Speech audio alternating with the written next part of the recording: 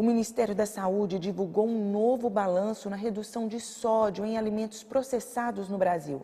Para se ter uma ideia, já foram retirados desde 2011 mais de 14.800 toneladas de sal dos alimentos. Isso equivale a 3.723 caminhões carregados com 10 toneladas de sal. E acredite, ainda há muito sódio a ser retirado. Em 4 anos de funcionamento, o acordo entre o Ministério da Saúde e da Associação das Indústrias da Alimentação, a ABIA, possibilitou a retirada de mais de 14.000 toneladas de sódio dos produtos alimentícios. A redução equivale a 3.723 caminhões de 10 toneladas carregados de sal. O total preencheria mais de 52 quilômetros de uma estrada com todos os caminhões alinhados. A meta é que até 2020, as indústrias do setor promovam a retirada voluntária de 28.562 toneladas de sal do mercado brasileiro. Os dados são resultados das 3 primeiras fases do acordo, que iniciou em abril de 2011 e foram apresentadas na quarta-feira pelo ministro da Saúde, Ricardo Barros. Em coletiva de imprensa, o ministro lembrou de uma recente ação da indústria na luta contra a obesidade infantil. Nós vimos agora, recentemente, a indústria de refrigerantes fazendo campanha, de produtos com menos açúcar para ganhar o mercado, para atender a demanda da população. Então isso vai ser contínuo. Cada vez mais a alimentação saudável fará parte do protocolo nosso, do Ministério da Saúde, de todos os recursos públicos gastos em alimentação atenderão o protocolo de alimentação saudável. Segundo dados da pesquisa Vigitel de 2015, apesar de ainda ser considerado alto, o número de brasileiros com hipertensão no país tem se mantido estável. No ano passado, a doença afetava 24,9% da população do país, sendo que em 2004 esse percentual foi de 24,8%. O ministro pede também que a população faça sua parte reduzindo a quantidade de sal e açúcar na comida feita em casa também. Evidentemente, as pessoas sabem que precisam cuidar da sua saúde. A obesidade já atinge 53%, sobrepeso atinge 53% da população brasileira. E nós precisamos cuidar das nossas crianças, das nossas futuras gerações e faremos isso dando a eles alimentação saudável. Agora, muito importante, você, dona de casa, reduz a adição de sal e açúcar na alimentação que é produzida em casa, sobre a mesa, os restaurantes. Nós precisamos conseguir avançar cada vez mais nessa meta e o sal e o açúcar adicionado em casa pelas próprias pessoas ainda é a grande parte do consumo. O consumo excessivo de sódio é fator de risco para o desenvolvimento de doenças crônicas não transmissíveis que atualmente respondem por 72% dos óbitos no Brasil.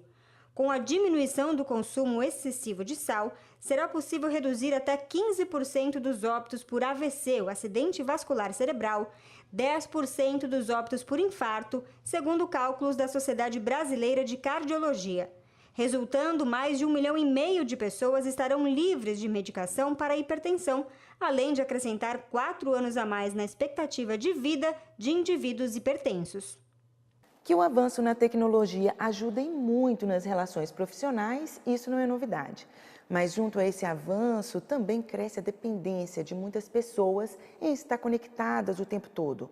E o que teria como princípio ajudar na produtividade do trabalho acaba atrapalhando, já que estão a apenas um clique da distração. Boa parte dos patrões acreditam que o smartphone é o maior vilão na queda da produtividade no trabalho. Cerca de 83% dos trabalhadores têm smartphone e 82% ficam de olho no aparelho durante o expediente.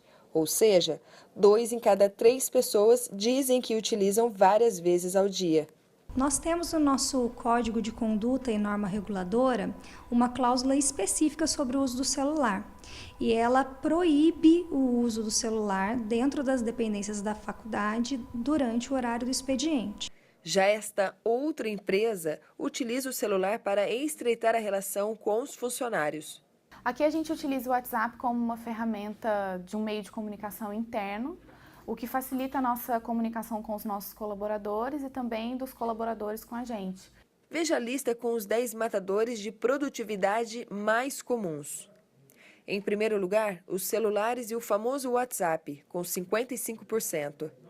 A internet, com 41%. A tal da fofoca, com 39%. O Facebook, Instagram e outras mídias sociais, com 37%. Colegas de trabalho que passam para conversar estão em quinto lugar, com 27%. Aquela pausa rapidinha para fumar, com 27%. Sabe aquela olhada no e-mail? Com 26%. As reuniões, 24%. Os colegas de trabalho barulhentos também estão no ranking, com 20%.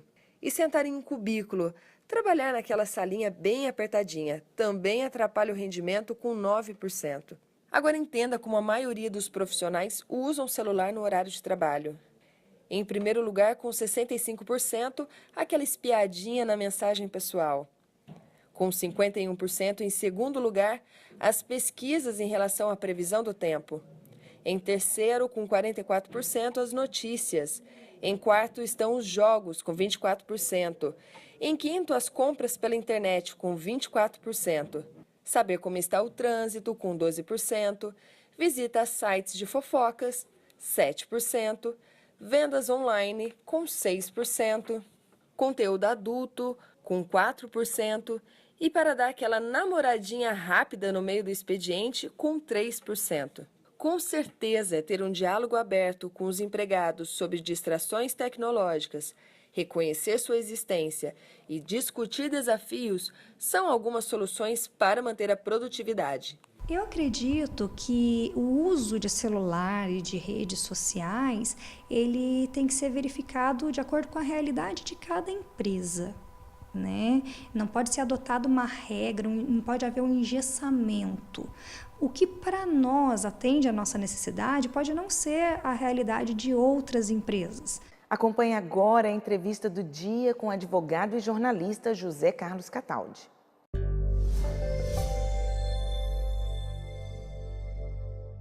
Fazer o bem é a palavra de ordem. Nós estamos recebendo hoje aqui para falar sobre tantas coisas boas que a Santa Casa da Misericórdia de Pindamonhangaba faz, o provedor, Dr. Monte Claro César, figura extraordinária, muito querida na cidade, porque, é como eu disse, o lema é fazer o bem, né, doutor Monte Claro? Sem pensar em quem. É verdade, sem pensar em quem. Doutor Monte Claro, o senhor, além do SOS, né, que recebe as pessoas que têm lá suas dificuldades financeiras, claro, e encaminha, dá soluções. Temos albergue, damos um almoço, damos sopa e damos um café da manhã. Além disso aí, o senhor também agora toma conta da Santa Casa. É quem arranja os recursos para a Santa Casa, né? É o provedor. Realmente esse termo provedor é herança dos nossos antepassados, porque as Santas Casas sempre viveram de misericórdia e de favores. Então, as pessoas de maior situação na sociedade que se elegiam provedores para poderem, com o seu prestígio pessoal, conseguir benefícios para as Santas Casas. Por esta razão, nós herdamos o termo provedor. Agora, eu conheço bem a Santa Casa do Rio de Janeiro, que frequentava, né? E lá, o grande provedor foi o padre José de Anchieta, que trouxe lá o modelo e implantou um laboratório que até hoje existe como museu na Santa Casa, das poções que ele produzia para sarar as pessoas, né? E a Santa Casa do Rio, inclusive, recebia as pessoas que vinham em grande quantidade aí nas galés e fazia lá a quarentena para que as pessoas pudessem chegar até a cidade sem produzir contaminação. Esses modelos são realmente padrão, né? A Santa Casa de Pinda, creio eu, também tenha museus, tenha tradições, tenha muito material. Na realidade, o início das Santas Casas do interior, de uma certa forma, foram baseados nas Santas Casas do Rio de Janeiro, que foi a pioneira das Santas Casas. Hoje, aqui no estado de São Paulo, a Santa Casa mais antiga é a de Santos, que foi, naturalmente, com os mesmos espíritos daqueles do Rio de Janeiro, porque era um porto de mar, então recebia muito imigrante e foi por isso que a grande preocupação foi ser feito a Santa Casa de Santos. Agora, a gente vê por aí muitas crises, né? Santa Casa do Rio, inclusive, entrou em intervenção. Hoje é o juiz Francisco Horta que está tocando. E várias outras estão aí em dificuldade. Mas a de Pinda tem lá um dinheirinho em caixa, né? Dá até para cantar Quem Quer Casar com a Dona Baratinha, que tem fita no cabelo e dinheiro na caixinha. Por que a Santa Casa de Pinda tem lá esse dinheiro em caixa? O que é o milagre que o senhor faz? Não sou eu que faço o milagre. A Santa Casa de Pinda também passou por fases bem difíceis. Mas graças à escolha e sem modéstia à parte, dos homens que passaram a dirigir a Santa Casa se recuperou e hoje tem uma reserva muito boa. Nós devemos isso, em grande parte, ao Camilo Alonso, que é o nosso diretor administrativo, e a todos os outros funcionários da Santa Casa, cuja preocupação é servir, a preocupação é atender o público da melhor maneira possível. Bom, doutor Monte Claro, a história é sempre muito importante, foi bom para a gente conhecer essas coisas que o senhor nos falou, mas a gente tem que ver também o lado prático da história, né? Não tenha dúvida. Banco de leite da Santa Casa, funcionando a pleno vapor? A pleno vapor. Conseguimos instalar o banco de leite. Hoje nós estamos atendendo cerca de 60 ou 70 famílias, por enquanto, e pretendemos ampliar mais esse trabalho. Bom, nós vamos ter muitas novidades para falar, inclusive um setor de imagens moderníssimo que a Santa Casa está implantando, o que há de mais moderno no mundo nessa área, e mais, hein?